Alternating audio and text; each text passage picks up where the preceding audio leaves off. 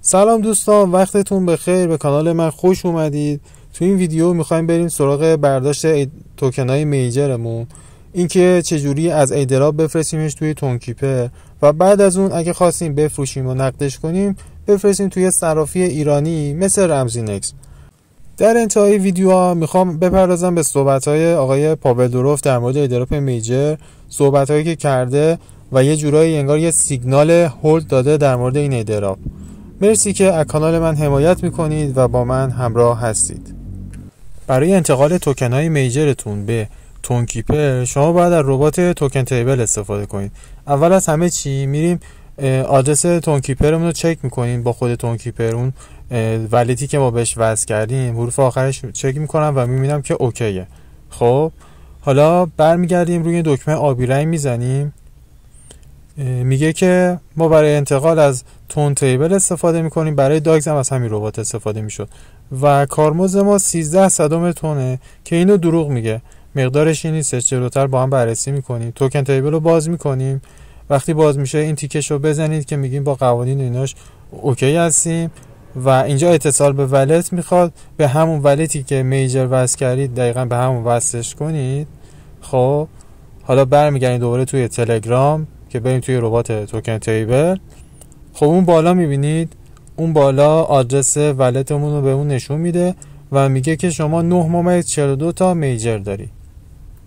چهارشنبه عصر بود که فکر کنم میجر اطلاعیه داد که برین از طریق توکن تیبل انتقال بدین میجراتون رو به تونکیپر، اما اون اوایل یکم باگ داشت چون شبکه‌اش شلوغ بود، اما الان فکر کنم اوکی باشه، راحت بتونید منتقل کنید.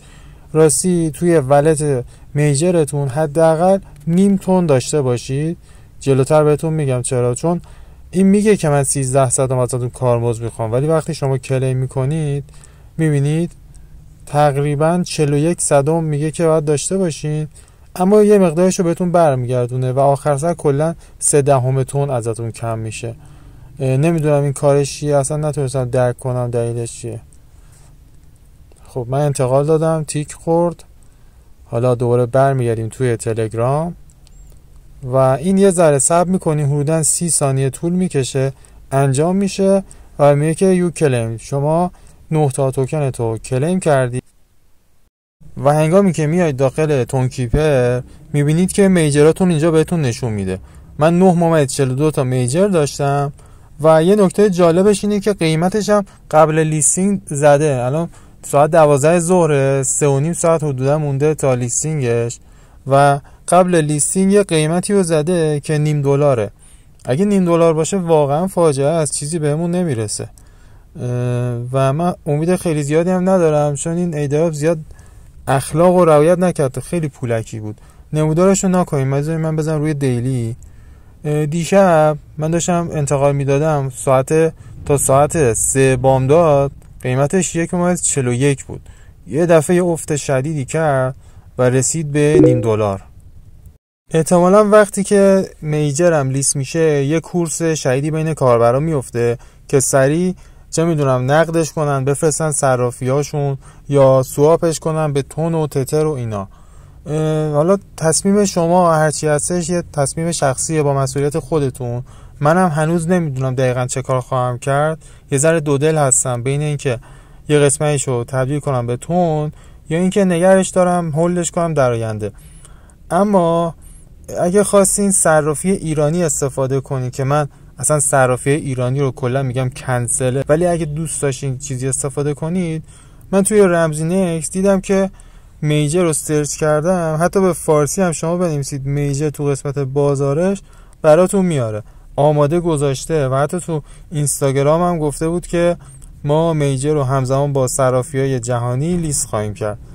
اگه احیانا خواستین که توکنای میجرتون رو از تونکیپر بفرستین توی یه صرافی ایرانی، من به عنوان مثال براتون صرافی رمزینکس رو آوردم و لینکش هم توی کپشن براتون میذارم. این صرافی خوبی که داره، تمام توکن های تلگرامی رو از نات کوین شروع کن تا داگز و بقیهشون همه رو آورده.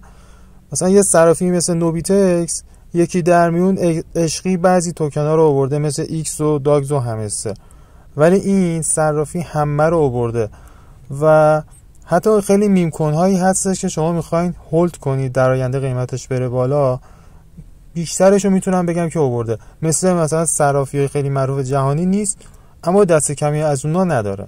تنها بدی نرم افزار صرافی اینه که یه ذره نرم افزارش باگ داره، بعضی وقتا توکناتو نشون نمیده، بعد بندید دوباره باز کنید.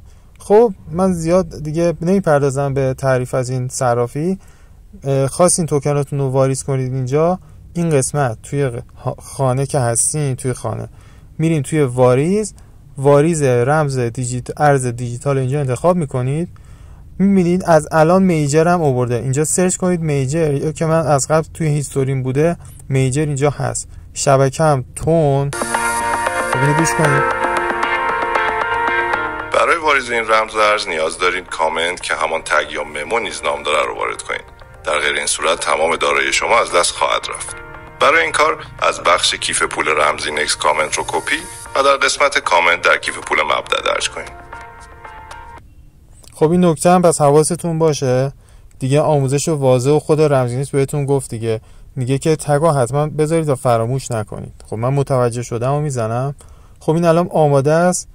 ما این میخوایم بریم توی تون کیپر و میجر رو میزنیم، میریم توی قسمت سند و توی قسمت آدرس و کامنت اون دوتا رو از توی رمزی نکس کپی میکنید. دکمه کپی هم براتون گوشه، اینو روش بزنین کپی میشه. این کپی شد و این هم همینجوری کپی میشه به همین راحتی. اینا رو کپی پیست میکنید توی اینجا، مقدارتون هم میزنید مثلا ماکس، خیلی جالبه از الان میجر اومده و انتقالش میدید. حالا من فعلا قصد انتقال دادن ندارم و بعد از بلایی که نوبیتک سر من آورد تصمیم دارم که داخل همون تون کیپر نگه دارم. حس میکنم جاش امن‌تره تا اینکه پیش نوبیتکس باشه. بریم سراغ پست دیشب آقای پاول دوروف در مورد ایردراپ میجر. گفته که یکی از موفق ترین پروژه بوده توسط راکسمن 27 ساله انجام شده و توی 5 ماه 70 میلیون کاربر داشته. من نمیدونم معیارهای موفقیت برای آقای پاول دوروف دقیقاً چیه. این یه ایردراپ فاجعه‌ای بود که زحمات وقت گذاشتن مان کردن کاربرا اصلا به یه ورش بود و فقط بر مبنای خرجی که کرده بودن اومده توکن داده. آقای پاول دوروف شما اینو موفقیت میدونی؟ از نظر شما این موفقیته؟ من جدیدن یه ذره نسبت به پاول دوروف دارم دید منفی پیدا میکنم، چون ایشون یه زمانی یه سری شعارهایی داشت در مورد اینکه جهان آزاد و دسترسی همه به چه میدونم شبکه‌های بلاکچین و از این حرفا، ولی از وقتی که توسط این فرانسه لعنتی دستگیر شد انگار اصلا عوض شده مسیرش و دیدین که چند وقت پست قبلی در مورد فرگمنت دیدین که KYC میخواد. من اصلا نمیدونم، مثلا فرگمنتی که شماره ناشناس میفروشه از این بر احراز هویت میخواد، این خودش یه تناقض بزرگه. بگذریم از این داستان. آقای پاول دوروف در ادامه گفته که راکسمن سخاوتمندانه اومده 1% از توکناشو به من داده. کوفتت بشه، یعنی 1 میلیون توکن، کلا 100 میلیون بود دیگه، 1 میلیون توکن رو به ایشون داده. اگه مثلا $1 هم لیست بشه میشه 1 میلیون دلار. خب والا یکی به من $1 میلیون دونیت میکرد، خب منم میمدم در تمجید و ستایشش همچین حرفایی میزدم. به نظرم یه جورایی حق و سکوت بهت داده. و یه سری چیزای دیگه گفته از آینده این پروژه. اینجا یه سیگنال هم بهتون داده، میگه که من که نمیخوام اینا رو بفروشم و برای 10 سال میخوام نگرش دارم. یه جورایی گفته که این ممکنه توی 10 سال آینده مثلا این چیز خفنی بشه. والا من خودم به شخص 10 سال دیگه اصلا نمیدونم زنده باشم یا نه، خیلی امید به آینده ندارم. دوست دارم که توی لحظه باشم. حالا کسی به نظر شما میاد 10 سالی توکن میجر رو هولد کنه؟